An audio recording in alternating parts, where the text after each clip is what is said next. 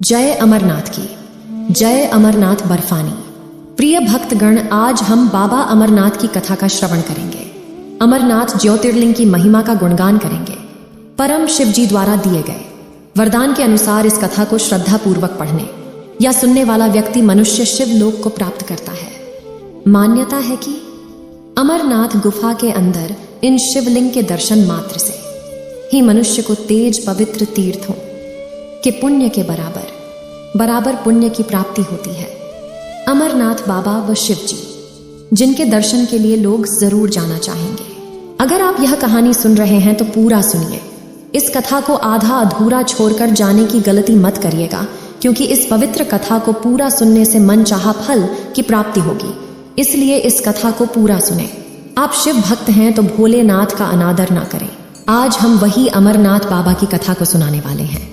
तो प्रिय भक्तों, आइए सुनते हैं श्री अमरनाथ बाबा की कथा, जिसे सुनकर आप अपने इष्ट महादेव के प्रति अपना श्रद्धा प्रकट करें। उनकी भक्ति में कुछ क्षण के लिए अपने आप को समर्पित कर कथा को ध्यान से और पूरा सुने। इस कथा को सुनने मात्र से उसके पाप, उद्वेग, रोग, मोह, माया सब खत्म हो जाते हैं। उसके अंदर भक्ति का अपार संचार होता है। तो आइए भक्तों, कथा को प्रारंभ करते हैं। पौराणिक कथाओं के अनुसार अमरनाथ की इस गुफा में भगवान शिव ने माता पार्वती को मोक्ष का मार्ग दिखाया था। इस दौरान भोलेनाथ और माता पार्वती के बीच एक संवाद हुआ था कि युगों पहले जब पार्वती के मन में यह शंका उत्पन्न हुई कि शंकर जी ने अपने गले में मुंडमाला क्यों और कब धारण किए, तब शंकर जी ने उत्तर दिया कि हे प्रिय पार्वती, जितनी बार तुम्हारा जन्म हुआ उतने ही मुंडमाला मैंने धारण किया। इस पर माता पार्वती बोली कि मेरा शरीर नाशवान है, मृत्यु को प्राप्त होता है, परंतु आप अमर हैं, इसका कारण बताइए। भगवान शिव ने रहस्यमयी मुस्कान भरकर कहा, यह तो अमर कथा के कारण है। ऐसा सुनकर पार्वती जी के मन में अमृतत्व प्राप्त करने की इच्छा जागृत हो उठी। देवों के देव महादेव से पूछा कि ऐसा क्या है कि आप अजर अमर हैं, लेकिन मुझे हर जन्म के बाद नए रूप में आकर फिर से वर्षों तपस्या के बाद आपको प्राप्त करना होता है। जब मुझे आपको पाना है तो मेरी तपस्या और कठिन परीक्षा क्यों? आपके कंठ में परी नरमुंड माला और अमर होने का रहस्य क्या है? महादेव ने पहले तो देवी पार्वती को उन सवालों का जवाब देना उचित नहीं समझा, लेकिन पत्नी के हठ के कारण कुछ गूढ़ रहस्य उन्हें बताने पड़े। शिव पुराण में मृत्यु से लेकर अजर अमर तक के कई प्रसंग हैं। इसमें एक साधना से जुड़ी अमर कथा बड़ी रोचक है, जिससे भक्तजान अमृतत्व की कथा के रूप में जानते हैं। पौराणिक मान्यताओं के अनुसार अमरनाथ की गुफा ही वह स्थान है माता पार्वती को अमर होने के गुप्त रहस्य बताए थे। इस दौरान वहां उन 2 दीप ज्योतियों के अलावा तीसरा कोई प्राणी नहीं था। महादेव का नंदी और न ही उनका नाग और न ही सिर पर गंगा और न ही गणपति कार्तिकेय। गुप्त स्थान की तलाश में महादेव ने अपने वाहन नंदी को सबसे पहले नंदी जिस जगह पर छूटा उसे पहलगांव कहा जाता है। अमरनाथ यात्रा यहीं से शुरू होती है। यहां से थोड़ा आगे चलने पर शिव जी ने अपनी जटाओं से चंद्रमा को अलग कर दिया। जिस जगह ऐसा किया वह चंद्रवारी कहलाती है। इसके बाद गंगा जी को पंचतरणी में और कंठा मूषक सर्प को सेवनाग पर छोड़ दिया। इस प्रकार इस पड़ाव का नाम शेष नाग पड़ा। अमरनाथ यात्रा में पहलगांव के बाद अगला पड़ाव है गणेश का। मान्यता है कि इसी स्थान पर महादेव ने पुत्र गणेश को छोड़ा। इस जगह को महागुरा का पर्वत भी कहते हैं। इसके बाद महादेव ने जहां पिस्सू नामक कीड़े को कैद किया वह जगह पिस्सू घाटी है। इस प्रकार महादेव ने अपने पीछे जन्मदायिनी 5 तत्वों को स्वयं से अलग किया। इसके पश्चात पार्वती सहित एक गुफा में महादेव ने प्रवेश किया। कोई तीसरा प्राणी यानी कि कोई व्यक्ति, पशु या पक्षी गुफा के अंदर उस कथा को न सुन सके, इसलिए उन्होंने चारों ओर अग्नि प्रज्वलित कर दी। फिर महादेव ने अपने डमरू से अतः शंखनाद किया और चारों तरफ के पशु पंछी उस जगह से चले गए। फिर महादेव ने जीवन के गूढ़ रहस्य की कथा शुरू कर दी। कथा सुनते सुनते देवी पार्वती को नींद आ गई, सो गई और महादेव को यह पता भी नहीं चला। वह सुनाते रहे। यह कथा इस समय 2 सफेद कबूतर सुन रहे थे और बीच बीच में गू गू की आवाज निकाल रहे थे। महादेव को लगा कि पार्वती मुझे सुन रही है और बीच बीच में हुंकार भर रही है। चूंकि वैसे भी भोलेनाथ अपने मन में मग्न थे, तो सुनाने के अलावा ध्यान कबूतरों पर नहीं गया। दोनों कबूतर सुनते रहे। जब कथा समाप्त होने पर महादेव का ध्यान पार्वती पर गया तो उन्हें पता चला कि वे तो सो रही हैं। तो उनके मन में विचार आया कि कथा कौन सुन रहा था, बीच बीच में हुंकारे कौन भर रहा था। उनकी दृष्टि तब 2 कबूतरों पर पड़ी तो महादेव को क्रोध आ गया और कबूतर का जोरा उनकी शरण में आ गया। बोला, महादेव, हे भगवान, हमने आपसे अमर कथा सुनी है। यदि आप हमें मार देंगे तो यह कथा झूठी हो जाएगी। हमें पद प्रदान करें। इस पर महादेव उन्हें वर दिया कि तुम सदैव इसी स्थान पर व पार्वती के प्रतीक चिन्ह में निवास करोगे। इसलिए कबूतर पंछी मेरी यह लीला थी। तुम अपने गुरु के श्राप के कारण एक कबूतर बन गई थी। तुमने मेरा यह अमर कथा सुना, इससे तुम्हारा यह सराफ खत्म होता है। तुम पुनः अपने स्वरूप को प्राप्त कर सकते हो। उस कबूतर ने कहा, महादेव, मुझे अब उस रूप को प्राप्त नहीं करना है। अब तो मुझे आपकी भक्ति में रहना है। मैं सदैव आपके पास इसी स्थान पर निवास करूंगा। अंततः यह कबूतर का जोरा अमर हो गया। यह गुफा अमरनाथ की साक्षी हो गई। इस तरह इस स्थान का नाम अमरनाथ पारा। मान्यता है कि आज भी इन 2 कबूतरों के दर्शन भक्तों को होते हैं। इस प्रकार जब माता पार्वती की निद्रा भंग हुई तो उन्होंने देखा कि महादेव साक्षात खड़े हैं और उनके सामने 2 कबूतर पक्षी हैं। माता पार्वती ने रुआं से शब्दों में कहा, महादेव भोलेनाथ है, करुणा निधान। मैं तो अमृतत्व की कथा से वंचित रह गई। मेरा कितना मन था कि मैं अमृतत्व को प्राप्त करूं। हे प्रभु, क्या मेरी यह इच्छा हमेशा ऐसे ही रहेगी? महादेव ने कहा कि हे पार्वती, हे प्रिय, तुम इतना निराश क्यों होती हो? यह तो मेरी लीला थी, इस कबूतर पक्षी को अमृतत्व प्रदान करने की, इसे सराफ से मुक्ति दिलाने की। इस पर महादेवी ने कहा कि हे प्रभु, आप तो धन्य हैं, आप महान हैं। अपने भक्तों के लिए आप इतने दूर, इतने निर्जल में एक पक्षी के लिए यहाँ पर आए और यहाँ पर आकर सदैव निवास करने का वचन दिया। आपने न सिर्फ इस पक्षी के लिए बल्कि पूरे जगत के लिए अमृतत्व का मार्ग प्रशस्त किया है। महादेव ने कहा, हे देवी, आप मेरा अंश है। आपको इस तरह से विलाप करने की कोई आवश्यकता नहीं, क्योंकि आप हर बार मृत्यु को प्राप्त करती हैं और हर बार जन्म लेती हैं और हर बार मुझे आपको प्राप्त करने के लिए प्रतीक्षा करनी पड़ती है और आपकी परीक्षा लेनी पड़ती है। हे देवी, मैं आपको यह बताना चाहता हूँ, आप मृत्यु को प्राप्त कर पुनः जीवन को प्राप्त करती हैं। आप संसार को यह संदेश देती हैं कि एक बार मनुष्य जन्म लेगा तो उसकी मृत्यु निश्चित है। तो इसीलिए मैंने आपको अमृतत्व के ज्ञान से वंचित रखा। आपने बड़ा ही त्याग किया है। देवी, आप तो करुणा की मूरत हैं। आप तो महादेवी हैं। आप मेरी अर्धांगिनी हैं। मैं आधा अर्धनारीश्वर हूँ।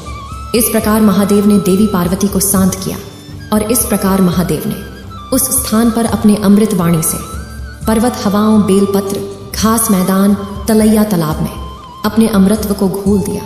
उस स्थान पर जो भी जाता है वह अलग ही आनंद का अनुभव करता है, अमृतत्व के रहस्य को जानता है।